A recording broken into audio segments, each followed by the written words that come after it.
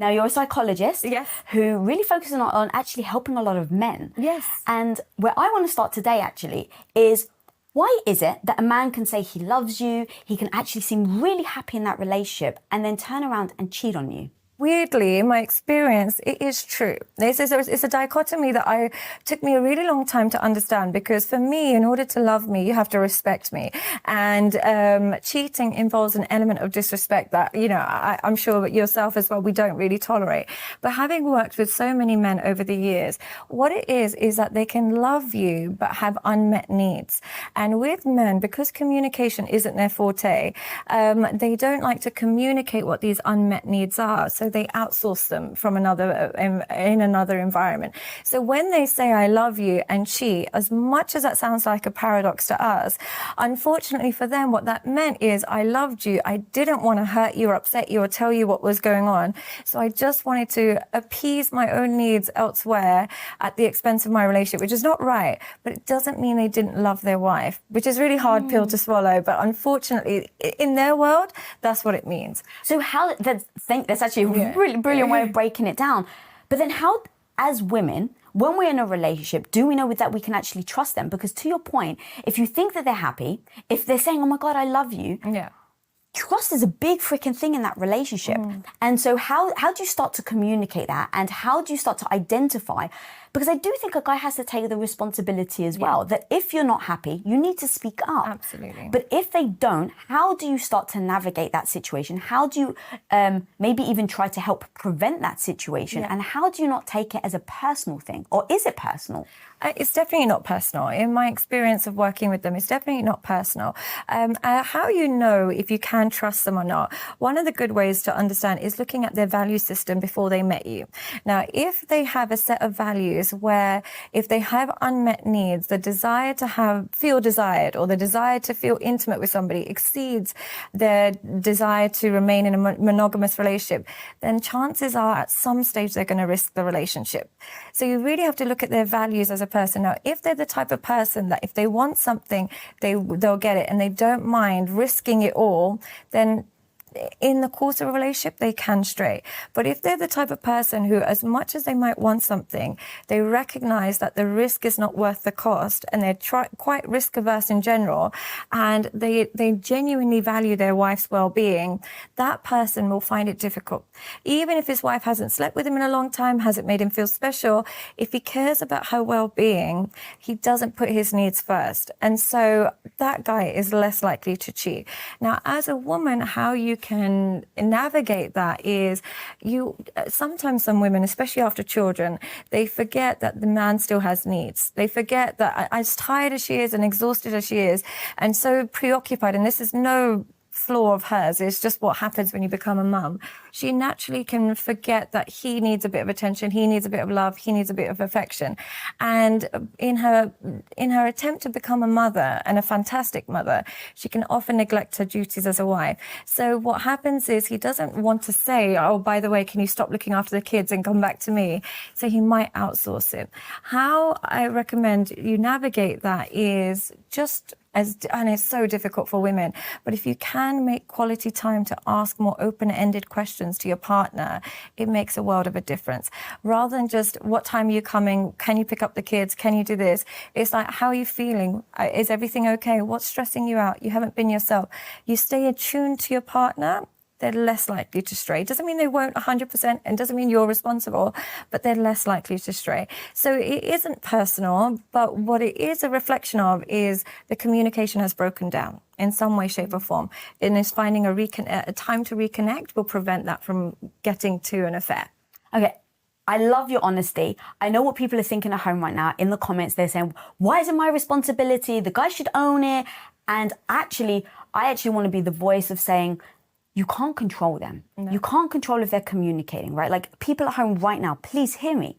This isn't to blame women, but you can't control how the guy shows up. You can't force him to communicate. So I just say, in that situation, what is it that I can do? And choose to do or not do, right? I think that what you're doing right now, and it's going to be very tricky to navigate, but I think it's super important. What you're doing is you're saying, this is the way the situation is. This is how men feel, whether you like it or not.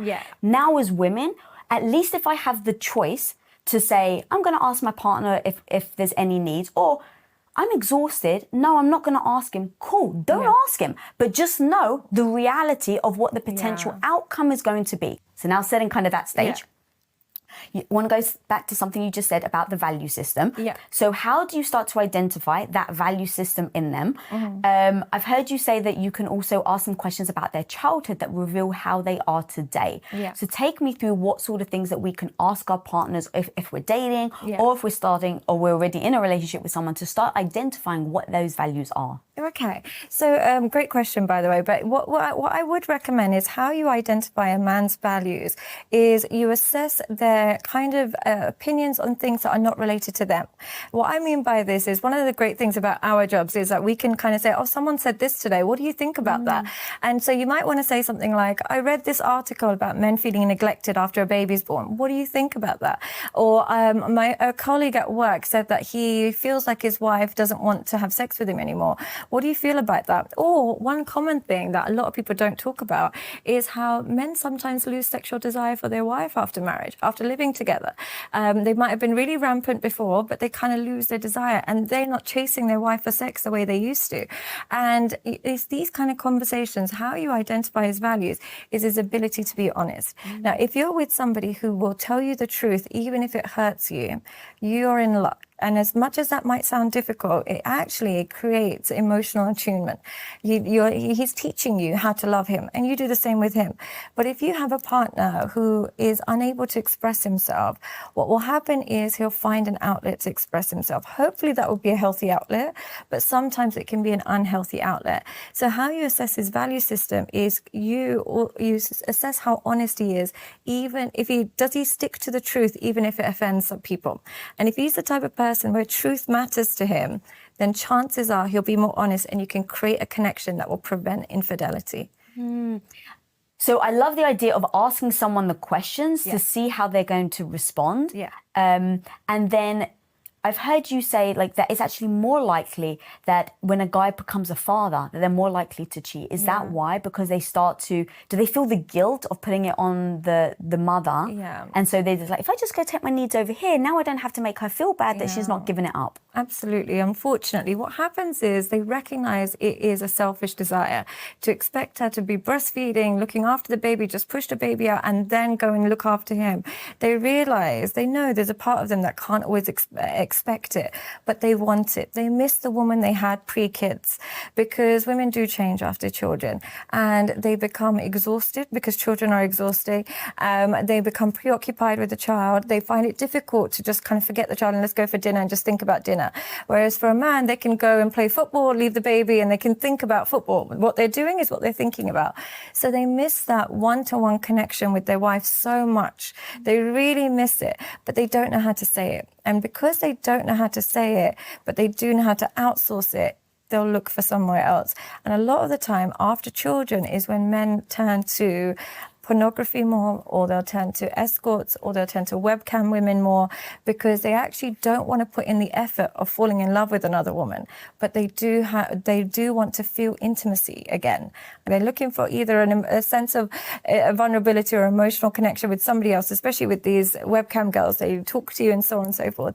So I'd want to know what is the emotion and feeling he's seeking from pornography that he isn't being able to get from us. And I would consider it a bit of pornography because it has a trickle-down effect on the relationship. They either find it more difficult to get aroused by their partner, or they're less physically attracted. So because it has an impact on my connection with him, I would consider it a bit of cheating. Would you consider it? No, so Tom and I have very open communication, and so we talk about porn all the time. And sometimes, like, we have a rule: don't ever get offended if he asks for sex, but don't ever get offended if I say no. Right. And so because we've got that rule, if I say no, I still want my husband to have sexual. So I'm just like, go watch porn, babe. But like, I'm too tired. Okay. Right? And so because we have that communication, now I think it'd be very different if he didn't approach me, he didn't ask me for sex, and I walked in and he was sneaking it. Yeah. And I think that that's more about the trust, going back to that trust thing that we started with. I think that that's where it comes from, is that, hang on, you didn't trust me enough to even talk to me about it. Yeah. And now what's happened in our relationship where you don't feel like you can communicate that with me? I agree with that mentality. When it is a case of I've approached you first and you're not in the mood, you're tired, whatever, respectfully, I still have needs, I completely agree with that. But when it's a case of my wife, I haven't even approached, I haven't even discussed anything, I'm almost living a separate life, it's quite dangerous. But I also think it benefits the fact that Tom is not 25 years old. These young guys, they've been grown up with pornography and it has a real big impact on their relationships. I think after the age of 35, they can still remember what life was like without pornography. They still prefer human connection. Under 25 and under 30, they can't even remember a time where they had to put in the work to get sexual satisfaction. So that when their wife rejects them, instead of even facing the rejection, they'd rather go straight to the pornography. And that's what makes it a bit difficult. So the key there is date someone over 35. Yeah, I think so.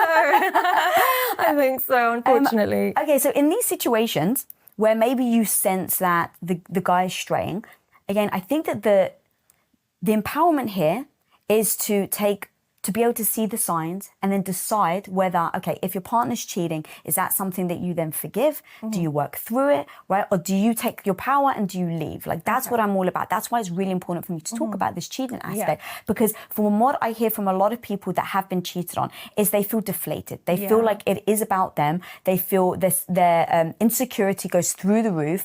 Their confidence, literally plummets. And then it's hard to come back from that. Absolutely. And so what are the signs that maybe someone can identify if they think that somebody is cheating or not? Okay. Well, one thing I always find quite fascinating is when I have clients where the man has been cheating for 4 or 5 years, I almost, and I know this sounds negative, but I almost look at the woman and I think, how did he manage this for 4 or 5 years? What was happening to your connection where somebody could live a double life for 4 or 5 years and you didn't notice anything? And most of the time when that happens, where somebody's lived a separate life, the woman's almost clocked out of the relationship from an emotional perspective, but they're still married on paper or just lifestyle. So what I always say is if you want to rebuild after an affair, or if you want to know someone's having an affair, you have to look at your emotional connection with each other. If you have an emotional connection with each other where on a daily basis you're connecting, you're speaking to each other, you're emotionally, physically, spiritually connected, it's difficult for that person to stray without you realizing. You'll notice within a day or two. Something will be off. His eye contact will be different to you. Everything will be different. But if you're two people who are living separate lives, you won't spot the signs because you haven't emotionally invested in each other. This is man or women. There are men out there that don't realize when their wife is having an affair because they haven't taken the time to notice what she's up to that day, how often she calls, what she wears, and so on and so forth. So when you are so emotionally and psychologically connected to your partner, it's very little that they can do without you recognizing a change. So essentially, it's just a change in behavior. If you see any change in your partner's behavior to how they used to be, and that is emotionally, spiritually, intellectually, your intimacy's changed, then you know there might be new energy entering their world. But if you remain connected, you'll be able to spot that quite early on, and you won't have situations where you're blindsided. Yeah, I've even heard you say, like, they may even be happier. Yeah, unfortunately, they might find, because sometimes some people are so starved of attention from the person they love, when they finally get it, and in any form, even if that new person is really toxic, if they finally get attention, they have a kick in their step and they're all excited to go to work, or they just seem happier. But more often, they're more hostile to their partner.